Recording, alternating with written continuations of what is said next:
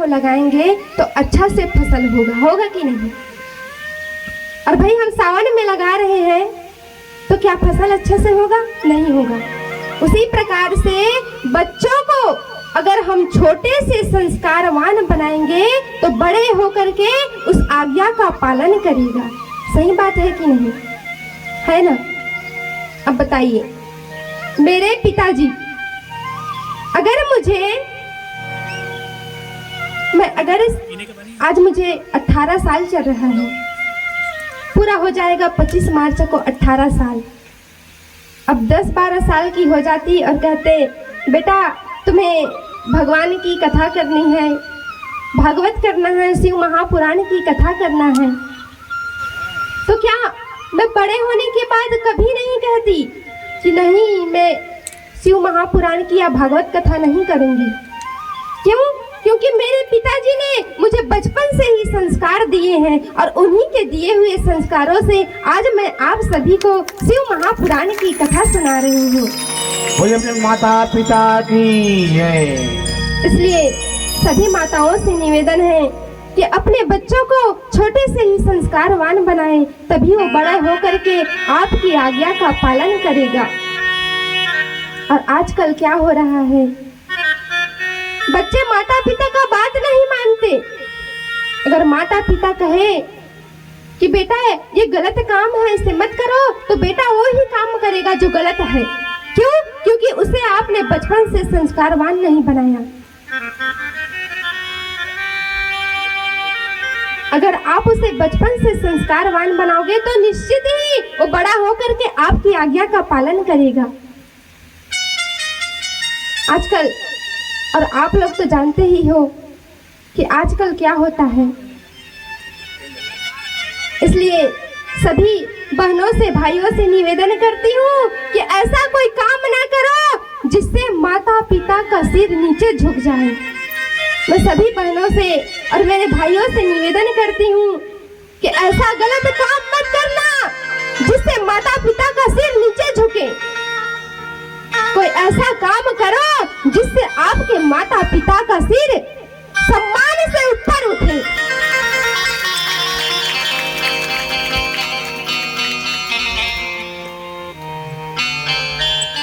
मैं धन्यवाद करती हूँ मेरे माता पिता का, जिन्होंने मुझे बचपन से ही संस्कारवान बनाए, और मैं चाहती हूँ कि ऐसे माता पिता भगवान सभी को प्रदान करे।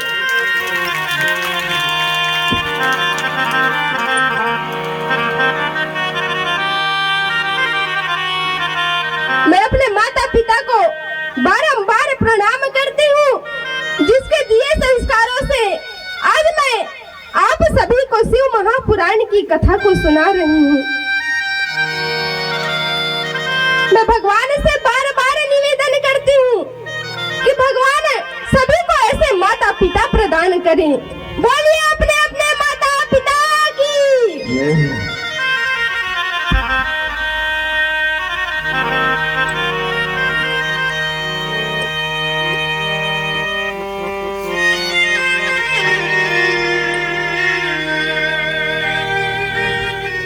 अब गुरुनिधि की माँ अपने पुत्र को समझाती है कि बेटा गलत काम मत करो, इससे हमारा ही मान सम्मान घटेगा।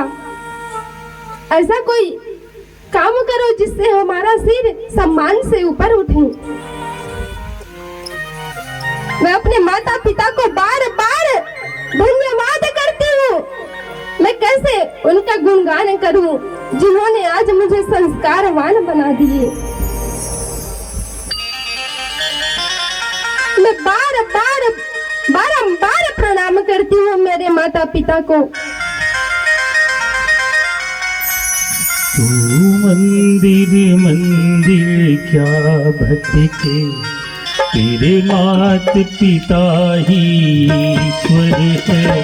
तू जो है उनके कारण है, वही सच्चे परमेश्वर है।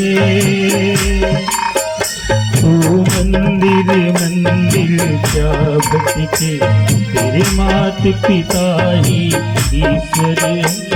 तू जो है उनके कारण है, वही सच्चे परमेश्वर है। तू मंदिर मंदिर क्या भटके,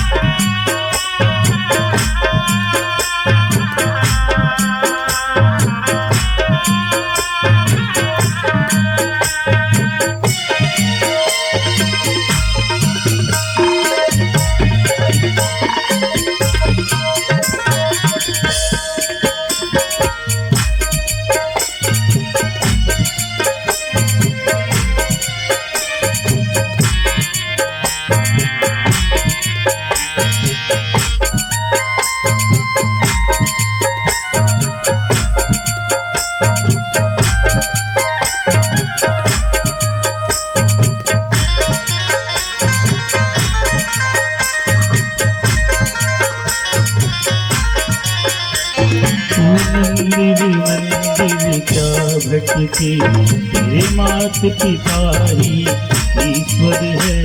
तू जो है उनके कारण है, वही सच्चे परमेश्वर है। तू मंदिर मंदिर क्या भटके, तू मंदिर मंदिर क्या भटके, तेरे मात पिता ही ईश्वर है। तू जो है उनके कारण है, वही सच्चे परमेश्वर है। तू मंदिर मंदिर क्या भटके, तू मंदिर मंदिर क्या भटके।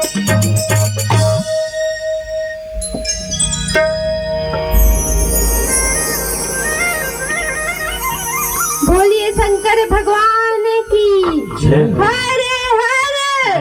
बोलिए अपने अपने माता पिता की।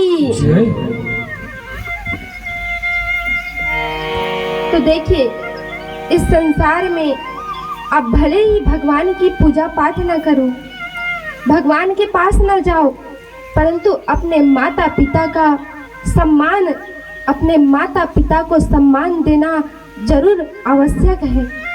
अपने माता पिता की ही पूजा करो। अगर आप मंदिर नहीं जाते, अपने माता पिता की रोज प्रणाम करो, क्योंकि माता पिता ही सबसे बड़े भगवान हैं।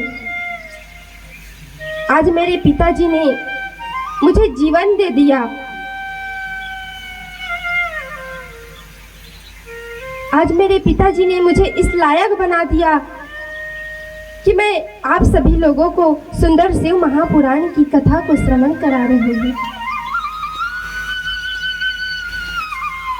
तो गुणनिधि की माँ ने समझाया कि देखो पुत्र, ऐसा गलत काम मत करो, हमारा मान सम्मान घट जाएगा। परंतु गुणनिधि माना नहीं, हमेशा गलत कर्म करते रहा। एक दिन की बात है, गुणनिधि रास्ते से आ रही थी। गुणनिधि जो है रास्ते से आ रही थी। गुणनिधि के पिताजी रास्ते से आ रहे थे। अब उसने देखा कि किसी जुआरी ने उसके एक जोड़ी अंगूठी पहन रखी है, जो उसे पूजा में मिला था। यज्ञदत्त जी पहचान गए कि ये मेरी ही अंगूठी है, ये जुआरी के पास सोने की अंगूठी कहाँ से आएगी। जाकर के कहता है, अरे निकाल, ये मेरी अंगूठी है, किसने दिया तुम्हें? जुआरी बोला, देखो पंडित जी, झगड़ा करने से कुछ काम नहीं बनेगा, झगड़ा करने से कुछ होने वाला नहीं है। तुम्हारा पुत्र गुणनिधि आपको जो पूजा पाठ में जो सामान मिलता है, वो सारे सामान को ला करके हम जुआरियों को बेच देता है। और आपके पुत्र ने ही मुझे ये सोने का अंगूठी बेचा है, इसलिए पहले ये अंगूठी आपकी थी, अब नहीं है। जुआरी कहता है, कि अरे पंडित जी देखो आपके यहाँ की तो बहुत सारी चीजें हमारे यहाँ रखा है। बोले देखो आपकी पत्नी की साड़ी भी यहीं रखी है, आपके पुत्र ने बेच दिया है। अरे आपको जो पूजा का पात्र मिला था वो पात्र भी रखा है। आपको जो सोने की चैन मिला था वो चैन भी रखे हैं। आपके पुत्र गुणनिधि ने हम जुआरियों को बेच दिया है। अब बताइए उस पिता पर क्या बीती होगी जो रात दिन मेहनत करके अपने परिवार को का पालन पोषण करने के लिए दिन रात पूजा पाठ करता है और उसके ही पुत्र ने गुणनिधि ने जुआरियों को बेच दिया है। इतना क्रोध आया यज्ञदत्त जी को, तुरंत अपने घर गए और अपने घर जाकर के कहते हैं अपनी पत्नी से, सुनो मुझे जो सोने का चैन मिला था वो चैन मुझे ला करके दिखाओ कहाँ है। अपनी पत्नी से कहता है। पत्नी कहती है रुको जी ठहरो थोड़ी देर मैं लाती हूँ। फिर कहते हैं जो आपके लिए मैं साड़ी लेके आया था वो साड़ी तो लाओ जरा देखो किस रंग की है। अब पत्नी और घबरा गई। फिर बोले जो पूजा का पात्र लाया था वो पात्र लाओ। पत्नी फिर घबरा गई, कहती है रुको जी थोड़ी देर लाती हूँ, अभी घर के कामों में व्यस्त हूँ, कुछ देर तो इंतजार करो, बस खाना बना के आती हूँ और सारा सामान देती हूँ। झूठ बोल रही है। यज्ञदत्त जी को इतना क्रोध आया। यज्ञदत्त जी ने कहा कि अरे मूर्ख तू कहाँ से लाएगी, तुमने सारा सामान अपने पुत्र को दे दिया और तुम्हारे पुत्र ने जुआरियों को बेच दिया और तुम कहती हो ला रही हो, मैं ला रही हूँ। यज्ञदत्त जी को इतना क्रोध आया, यज्ञदत्त जी ने उन दोनों को घर से निकाल दिया, अपनी पत्नी और पुत्र को। और यज्ञदत्त जी ने अपने जीवित पुत्र की तिलांजलि दे दी, अपने जीवित पुत्र की। अब इतने क्रोध में है, क्या आपका पुत्र कोई गलत काम करेगा तो बताइए पिताजी, आप सभी से पूछना चाहती हूँ आप अपने पुत्र को डांटोगे कि नहीं? डांटोगे ना? तो यहाँ पर यज्ञदत्त जी ने अपनी पत्नी को घर से निकाल दिया और अपने जीवित पुत्र की तिलांजलि दे दी।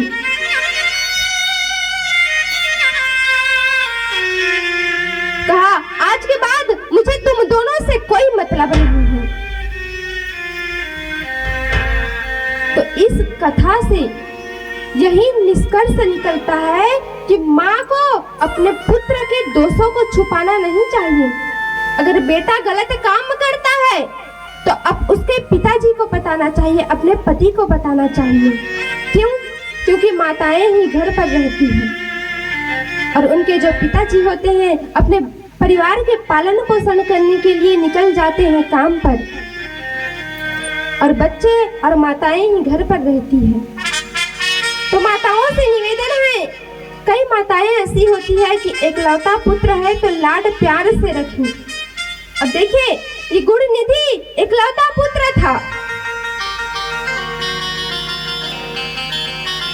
तो कई माताएं जो है अपने पुत्र के गलत कामों को छुपा लेती है, अपने पति को नहीं बताती, जिससे उसका पुत्र बिगड़ जाता है।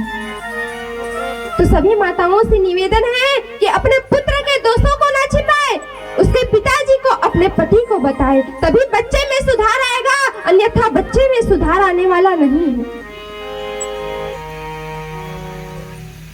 एक छोटा सा दृष्टांत है। एक छोटा सा बच्चा था, अब उसने बचपन में एक पेंसिल चुराई। माँ बाप ने सोचा चलो कोई बात नहीं, पेंसिल ही को चुराई है, कौन सी बड़ी बात है। अब धीरे धीरे बच्चा बढ़ता गया, उसके चोरी करने की जो आदत थी बढ़ती गई।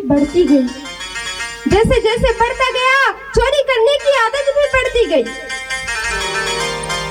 और एक दिन वो इतना बड़ा डकैत बन गया, इतना बड़ा डकैत बन गया कि सरकार ने उसे फांसी की सजा सुना दी। न्यायालय ने उसे फांसी की सजा सुना दी।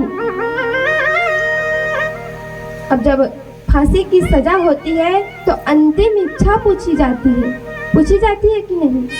आप सभी ने टीवी में, मोबाइल में देखा होगा कि जब फांसी की सजा होती है तो अंतिम इच्छा पूछी जाती है। तो पता है उसके पुत्र ने क्या कहा कि माँ, मैं अपने माँ से मिलना चाहता हूँ।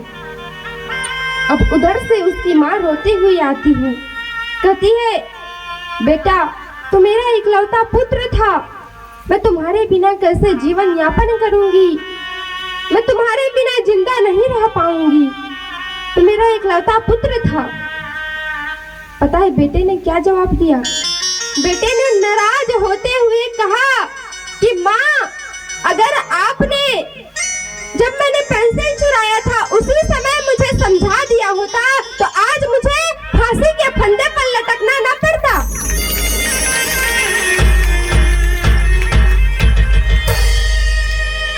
अगर आपने मुझे बचपन से ही संस्कारवान बना दिया होता कि बेटा चोरी नहीं करना, ये गलत बात है, तो आज मुझे फांसी के फंदे पर लटकना ना पड़ता।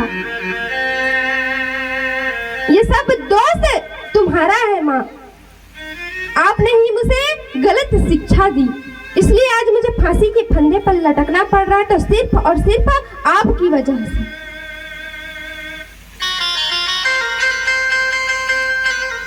इसलिए कभी भी चाहे बच्चा छोटा सा ही गलती क्यों ना करे, उसे बताना चाहिए कि बेटा ये गलत काम है, इसे ना करो।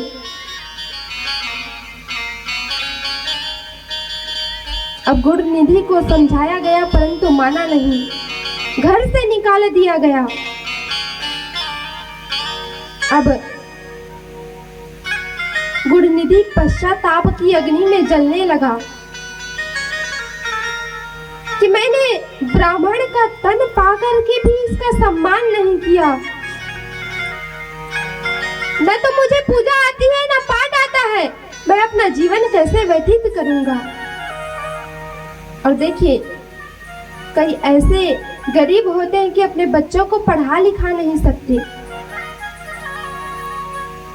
कई घर के लोग ऐसे होते हैं जो अपने बच्चे को पढ़ा लिखा नहीं सकते हैं, गरीबी होती है, और जिसके यहाँ के बच्चे को पढ़ाते लिखाते हैं वो सिर पर चढ़ जाते हैं। जिस बच्चा को आपने छोटे से लेकर के बड़े तक पाला और वो बड़े होकर के गलत काम करता है, कहीं कहीं पर ऐसा होता है कि माता पिता का सिर नीचे झुका देते हैं, भाग करके शादी कर लेते हैं। जिस पुत्र को आपने बचपन से पढ़ाया लिखाया, बड़ा किया, उंगली पकड़ करके चलाया और बड़ा हो करके वही आपका मान सम्मान घटा रहा है। तो इस कथा का पूरा अर्थ यही है कि संस्कारवान होना चाहिए, बच्चों को छोटे से ही संस्कारवान बनाना चाहिए। गुणनिधि पश्चाताप की अग्नि में जलने लगा कि क्या करूं, न मुझे पूजा आती है न पाठ आता है। जब मेरे पिताजी ने मुझे पढ़ाया था, पढ़ने के लिए भेजते थे तो मैं जुआ खेलने जाता था, नाना प्रकार के कुकर्म करने के लिए जाता था, और इतनी जोर से भूख लगी है, प्यास लगी है, न तो मेरे पास घर है रहने के लिए, न तो कुछ खाने का है, अब मैं कैसे जीवन जीऊंगा। तब गुणनिधि, रात्रि का समय था, मध्य रात्रि, महाशिवरात्रि का दिन था। उस दिन एक शिवालय में जा पहुंचा, एक शिव मंदिर में जा पहुंचा और वहीं पर बैठा रहा। महाशिवरात्रि का दिन था। उसी समय एक सेठ का परिवार आया, अपने साथ में भगवान भोलेनाथ के लिए सुंदर पकवान बना करके लाए, खीर बना करके, प्रसाद बना करके लाए थे, और वो शिव मंदिर में बैठा है। रो रहा है, भूख लगी हुई है, प्यास लगा हुआ है। और आजकल क्या होता है, सुख में तो कोई भगवान के पास जाता ही नहीं है, और दुख होता है तो भगवान के पास जाते हैं। और ये गुणनिधि उतने दिन तक तो चोरी करता था, जुआ खेलता था। आज भूख लगी है, प्यास लगा है, खाने के लिए पैसे नहीं है, रहने के लिए घर नहीं है, तो मंदिर में चला गया। अब मंदिर में सेठ का पूरा परिवार आया। अब सेठ के परिवार वालों ने सुंदर भगवान भोलेनाथ का पूजन किया। महाशिवरात्रि का दिन है, सुंदर खीर चढ़ाए, मिठाई चढ़ाए, शिव जी में सुंदर सुंदर निर्माल्य चढ़ाया जा रहा है। और गुणनिधि देख रहा है, गुणनिधि देख रहा है कि मैं कैसे इस प्रसाद को चुरा करके खा लूं तो मेरा भूख प्यास जो है मिट जाएगा। अब उसने सोचा, ये सेठ का पूरा परिवार पूजा करके जब चले जाएंगे, तब मैं भगवान भोलेनाथ के मंदिर में जो प्रसाद चढ़ा है उसे चुरा करके खा लूंगा, जिससे मेरा भूख प्यास मिट जाएगा।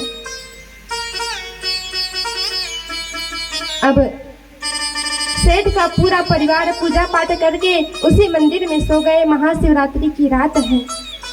अब उसने देखा कि जो अखंड दीपक जल रहा था शिव मंदिर में, वो बुझने वाला है। जैसे कि ये अखंड दीपक है, ये 7 दिन तक बुझेगा नहीं। तो उसने देखा कि वो अखंड दीपक बुझने वाला है। तो उसने क्या किया, उसने सोचा अगर ये दीपक बुझ जाएगा तो शिव मंदिर में अंधेरा हो जाएगा, तो मैं प्रसाद को चुराऊंगा कैसे और मेरी भूख प्यास मिटेगी कैसे? भाई अंधेरा हो जाएगा तो मैं कैसे चुराऊंगा? तो उसने क्या किया, अपने जो दुपट्टा रखा था अपने साथ में, उस दुपट्टे को फाड़ा और दीपक को पुनः जला दिया, पुनः प्रकाशित कर दिया। ये वही गुणनिधि है जिससे शिव मंदिर में पुनः उजाला हो गया। अब शिव जी के निर्माल्य को, शिव जी के प्रसाद को चुरा करके इतना जोर से भागा कि उसका पैर एक व्यक्ति के कंधे पर लग गया और वो वहीं पर गिर गया।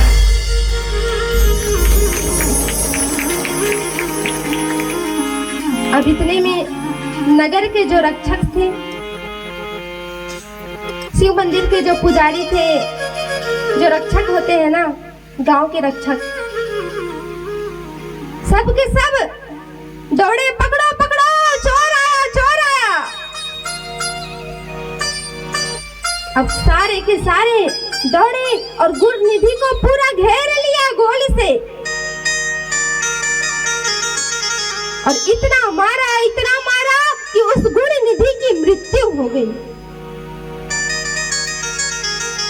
अब मृत्यु हुई तो यम के दूत आए लेने के लिए। भाई मृत्यु हो गई तो यम के दूत तो आएंगे ही ना लेने के लिए। और जैसे ही यम के दूत उस गुणनिधि को लेकर के जा रहे थे, उसी समय भगवान भोलेनाथ के गण चतुर्भुज रूप धारण किए वहां पर प्रकट हो गए। बोलिए शंकर भगवान की। आइए एक भजन करें, फिर आगे की कथा में प्रवेश करेंगे। और याद रखना, कथा को भूलना नहीं है माताओं। अगर भूल जाओगे तो हम कथा नहीं करेंगे, भजन नहीं करेंगे, सीधा कथा करेंगे। कथा को भूलना नहीं, कहाँ पर आए हैं याद रखना। बोलिए शंकर भगवान की।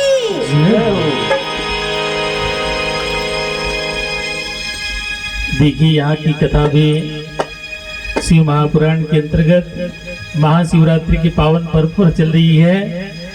और अभी कुछ दिनों के बाद ही महाशिवरात्रि का महापर्व आने वाला है। कितने लोगों को पता है कि महाशिवरात्रि कितने तारीख को है? बहुत अच्छी बात है। काफी लोगों को पता है कि हम सब लोग अभी 18 फरवरी को महाशिवरात्रि का पर्व मनाएंगे। और उसी पर्व पर भगवान देवादिदेव महादेव जी से कहें क्या, बड़े ही श्रद्धा के साथ भगवान का स्मरण कीजिए और कहिए क्या, उमापति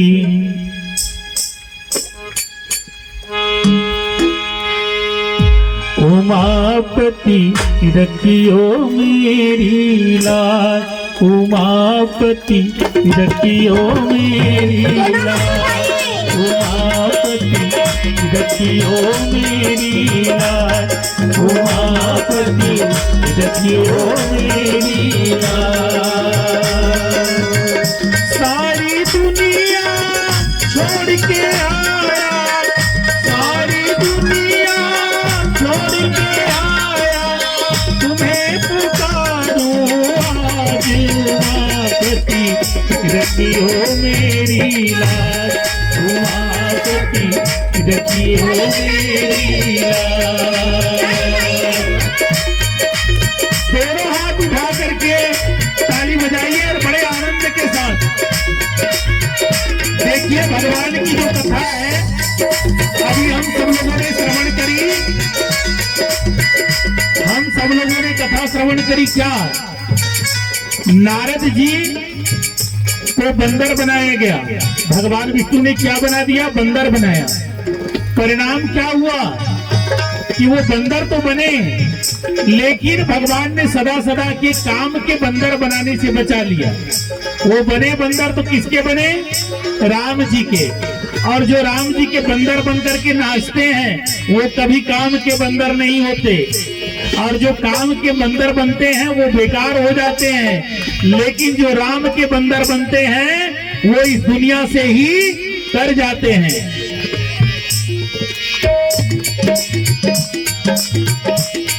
उमापति रखियो मेरी लाज, उमापति रखियो मेरी लाज।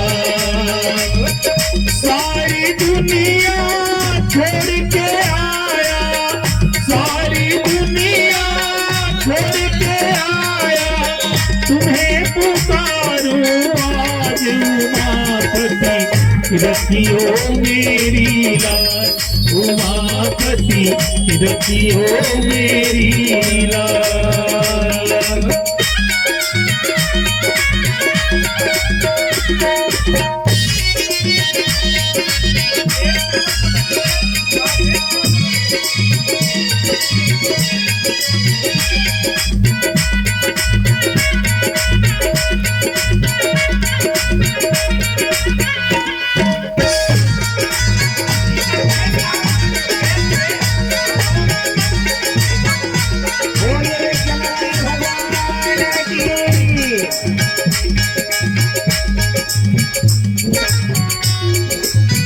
जोड़ जोड़ के प्रीत के धागे, तेरे आगे सब फीका लागे।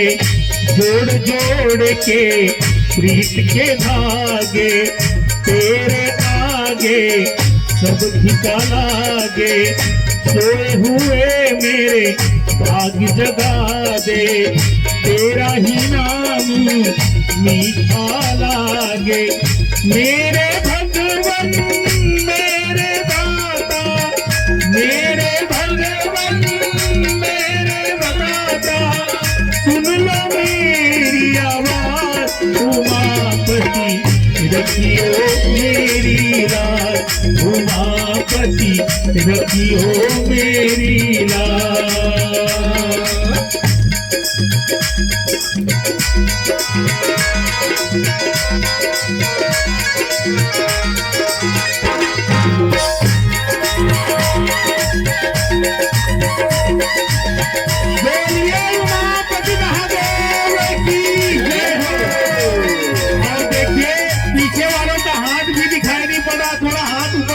बजाओ ताकि थोड़ा सा एनर्जी मिले आप लोगों को भी। और भगवान भोलेनाथ भूलने नहीं मिलने वाले हैं माता जी। तेरी दया जो हम पर बरसे, तेरी दया जो हम पर बरसे, व्याकुल मनवा काहे तरसे व्याकुल मनवा काहे तरसे। जो सुख मिले हमें तेरे दर से, जानो विपदा मेरे सर से। जो सुख मिले तुम्हारे दर से, जानो विपदा मेरे सर से। अंतर्यामी पालनहारा, अंतर्यामी पालनहारा, देव के प्रताप उमापति रखियो मेरी रात, उमापति रखियो मेरी रात। सारी दुनिया छोड़ के आया, सारी दुनिया छोड़ के आया, तुम्हें पुकारूं आज उमापति रखियो मेरी रात, उमापति रखियो मेरी रात, उमापति रखियो मेरी रात, उमापति रखियो मेरी रात, उमापति रखियो मेरी रात। बोलिए उमापति महादेव की जय हो। एक बार जोरदार ताली बजाओ, कम से कम आवाज आनी चाहिए यहाँ पे।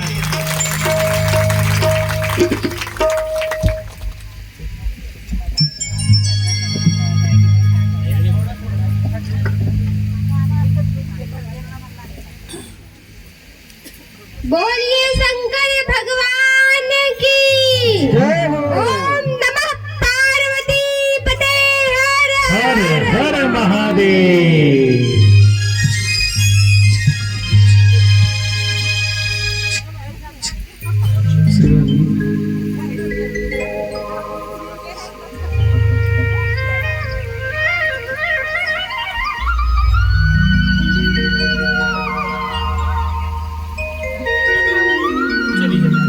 तो उस गुण निधि की मृत्यु हो गई। अब यम के दूत आए लेने के लिए गुण निधि को। माइक वाले भी।